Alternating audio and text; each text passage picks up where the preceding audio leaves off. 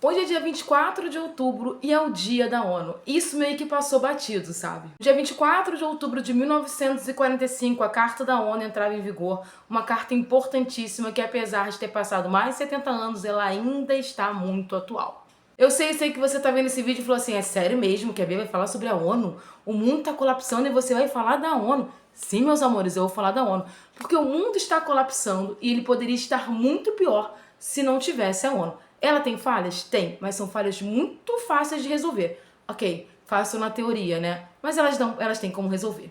Quando a ONU foi criada, ela tinha 51 países membros e 5 países no Conselho de Segurança. Preste atenção. 51 países assinaram a Carta da ONU e 5, que eram os ganhadores da Segunda Guerra Mundial, estariam no Conselho de Segurança.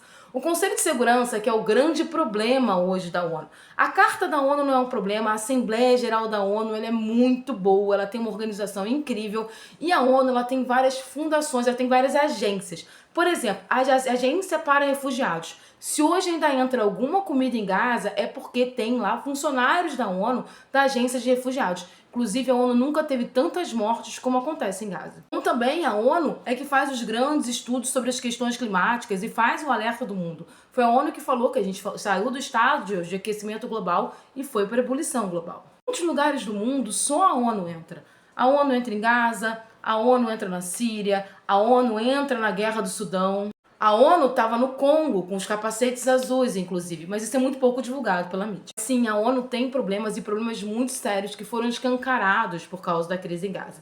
E que problemas sérios são esses? O problema se chama Conselho de Segurança. Eu costumo dizer que se falar em reforma da ONU, não é a Carta das Nações Unidas que precisa ser reformada, não. Porque a própria Carta das Nações Unidas, e para quem quer saber onde tem, é só jogar no Google, que é mole de achar, ela fala da possibilidade de reforma da ONU. Eles deixam em aberto que sim, a ONU pode ser reformada, que pode se fazer um questionamento sobre a estrutura da ONU no futuro, porque o mundo vai mudar e a ONU talvez precise mudar. Então existe a possibilidade, sim, de uma reforma da ONU. O grande problema da ONU está no Conselho de Segurança e eu vou explicar por que é um grande problema. Quando o Conselho de Segurança foi criado, os 5 membros efetivos, plenos, os que estão lá para sempre, são os 5 ganhadores da Segunda Guerra Mundial. China, Reino Unido e Estados Unidos, União Soviética, hoje é a Rússia, tá? E a França. A França tá lá também como ganhadora da Segunda Guerra Mundial, mas aí essa é outra discussão. E além disso, além desses 5 efetivos, membros fixos que acabam decidindo tudo, esses 5 têm uma coisa chamada poder de veto. A história do poder de veto é bem interessante. O Stalin ficou muito preocupado do Conselho de Segurança poder ser utilizado contra a União Soviética. Por quê?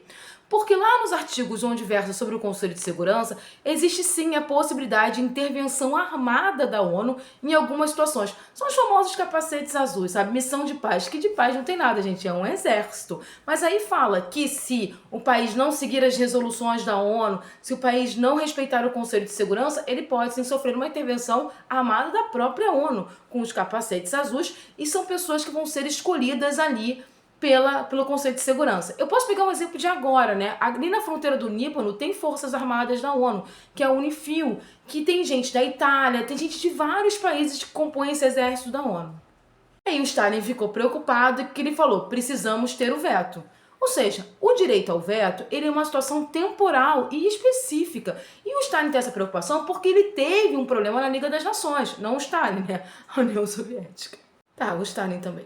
Então ele não queria que esse problema se repetisse. Mas a União Soviética caiu, o mundo mudou, a gente está hoje num mundo multipolar e hoje a ONU que foi, quando foi lá 24 de outubro de 1945, que a Carta da ONU começou a entrar em vigor e teve a ratificação de 51 países, hoje a ONU tem mais de 190 países. Com os mesmos 5 no Conselho de Segurança. E aí é que dá ruim. Que se você olhar as votações da Assembleia Geral da ONU, são votações onde mostram as mudanças do mundo. Muitas vezes o Sul Global vota todo junto, em coletivo, para tentar fazer mudança. Mas quem acaba decidindo as coisas são o velho mundo. Então tem 2 coisas que tem que mudar nessa reforma da ONU. Primeiro, acabar com a questão do veto. Eu acho que se acabasse com a questão do veto, 90% dos problemas seriam resolvidos. Porque, por exemplo, todas as resoluções de cessar-fogo realmente eficazes foram vetadas pelos Estados Unidos. Se não tivesse sido vetado, a gente já teria, por exemplo, as Forças Armadas da ONU em Gaza, impedindo provavelmente o massacre que está acontecendo no norte de Gaza. A gente está assistindo uma verdadeira limpeza étnica no norte de Gaza. E, tipo, só hoje foram 150 pessoas. Numa semana, de acordo com a ONU, foram mais de 700 pessoas falecidas, a maioria mulheres e crianças. E o segundo ponto que é muito importante também é a ampliação das cadeiras fixas do Conselho de Segurança. O Conselho de Segurança não pode ficar só com 5 membros fixos. O Conselho de Segurança tem que ter um representante da América Latina, pelo menos um. O ideal seriam os 2, né? Porque a América Latina é enorme. Um representante da América Latina, representante do continente africano, mais um representante do continente asiático.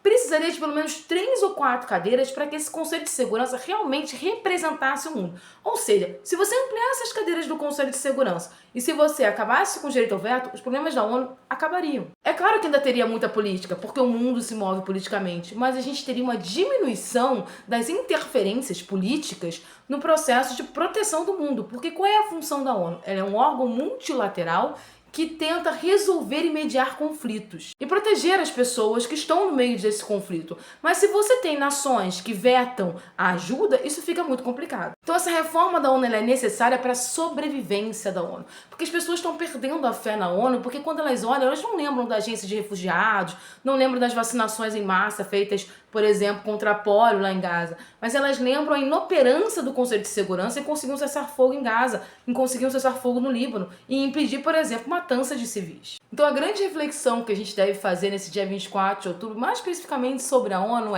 ela não tem que acabar, mas ela sim precisa de uma reforma interna, principalmente no Conselho de Segurança. Eu aconselho para quem tem curiosidade a jogar no Google lá, olhar a Carta das Nações Unidas e vai ver que a Carta da ONU é bem ampla e ela pensa em todas as questões que existem. Corte Internacional de Justiça, Conselho de Segurança. Se um país não respeitar as resoluções do Conselho de Segurança, está lá na Carta da ONU que pode acontecer com esse país. Ou seja, o problema não está na Carta da ONU, o problema não está na Assembleia Geral. O problema está em como o Conselho de Segurança ainda está nos moldes de 1945.